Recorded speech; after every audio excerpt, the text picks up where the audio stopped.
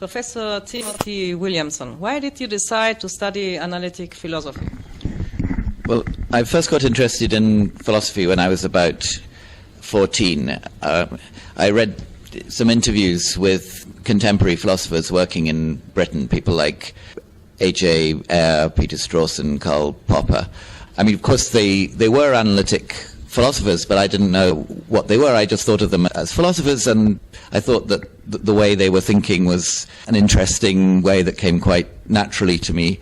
And at the same time, I was interested in some questions in logic, and so I went on to study mathematics and philosophy at Oxford.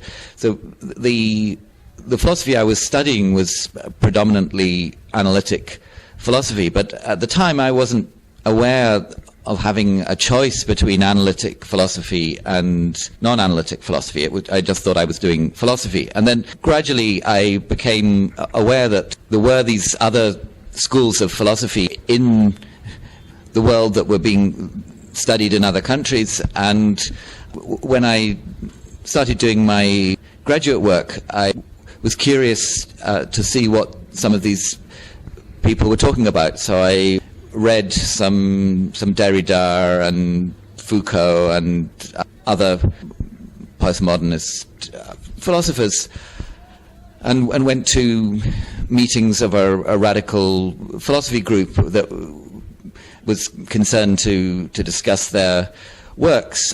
And what I found was that when I started making objections to what they were saying, partly in order to try to find out what they really meant, that nobody seemed to be very interested in answering the objections. They were more inclined just to dismiss them. And while at first I thought that the other people in the group understood these philosophers much better than I did, I gradually came to the conclusion, partly because they weren't able to give any clear answers to my objections, that they didn't really understand them any better than I did. They were simply more willing to talk that way. So as I went on, I became more and more convinced that there wasn't any effective way of clarifying what they were saying, that it was as obscure as it seemed. And I came to the conclusion that they really didn't have anything very useful to offer me that would help me to understand the things I wanted to understand. So in that way, at that second stage, once I was aware of the alternative of non-analytic philosophy, when I had a look at it, I found it very unsatisfying.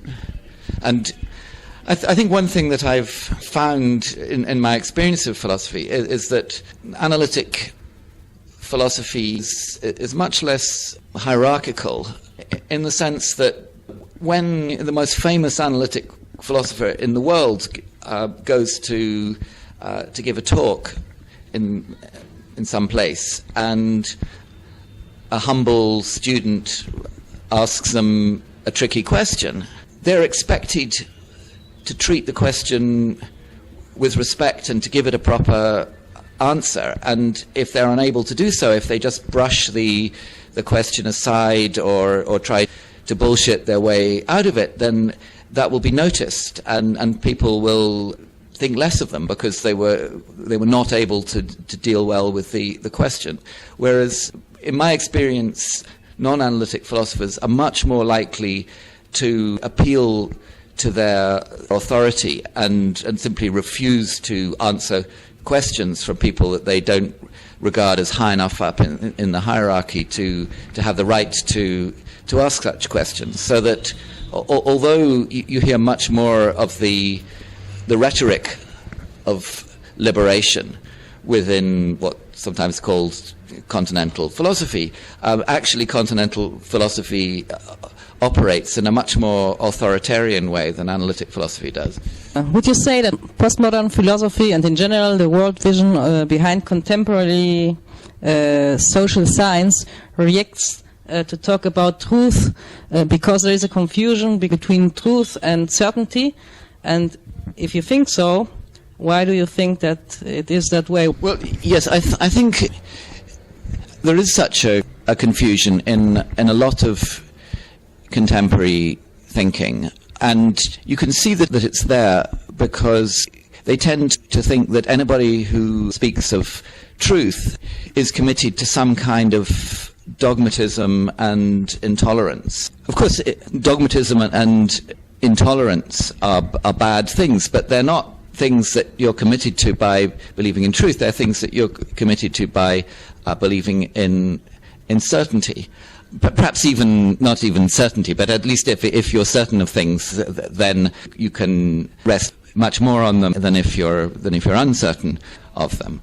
And I think one can understand to some extent why people make the confusion, because they think, well, if you're concerned with truth, you're making truth claims, and how can you make a truth claim unless you're certain of the truth? They're thinking something along those lines. But one can distinguish between truth and certainty using quite elementary considerations. So, I mean, here's a very simple example. Consider the number of spiders in this room. It's either odd or even. We don't know how many spiders there are. But however many there are, it's either an odd number or an even number. And so if it's an odd number, then it's true that it's an odd number. And if it's an even number, then it's true that it's an even number. So one way or the other, there is a truth. But since we're completely uncertain as to whether the number is odd or even, there is no certainty either way. So whichever of those two propositions, that the number is odd or that the number is even, whichever of the two propositions is true, it's not certain. And so one way or the other, there's an example of truth without certainty. So just in that fairly straightforward, commonsensical way, it's possible to see that there's a huge difference between truth and certainty.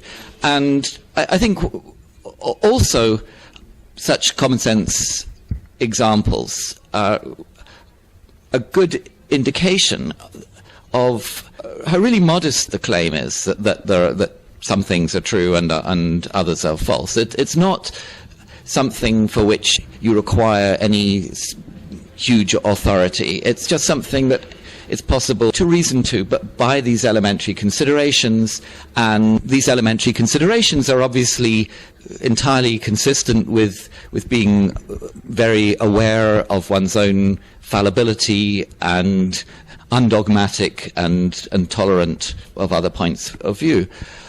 Unfortunately, I think quite a lot of contemporary theoretical discourse proceeds in an atmosphere of pretentious abstraction in which it's considered naive and illegitimate to make these very simple arguments of the kind that I've illustrated. And if somebody does try to make them, they're simply dismissed as not understanding the depth of the issue. And really, that is not because people who are dismissing such objections have any coherent explanation of what's wrong with them.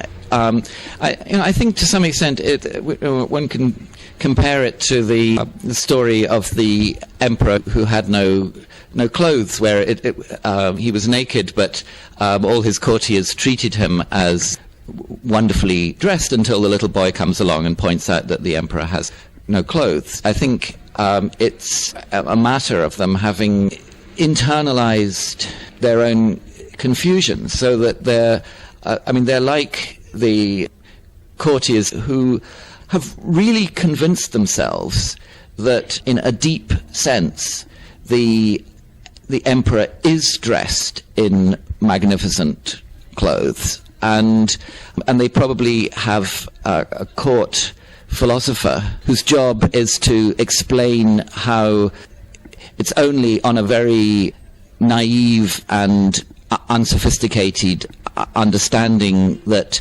you would suppose that clothes are the kind of thing that that you can see or touch, that in the deep sense of clothes, the emperor is wearing more clothes than anyone else. And unfortunately, once you have a whole community that's emotionally and intellectually and culturally invested in nonsense of that kind, it's very difficult to help it into any kind of clarification. And of course, what will happen in such a community when the little boy says that the emperor has no clothes is that he will be told to shut up and that he hasn't studied enough philosophy, and when he's older he will understand that the emperor has more clothes than anybody else. Thank you.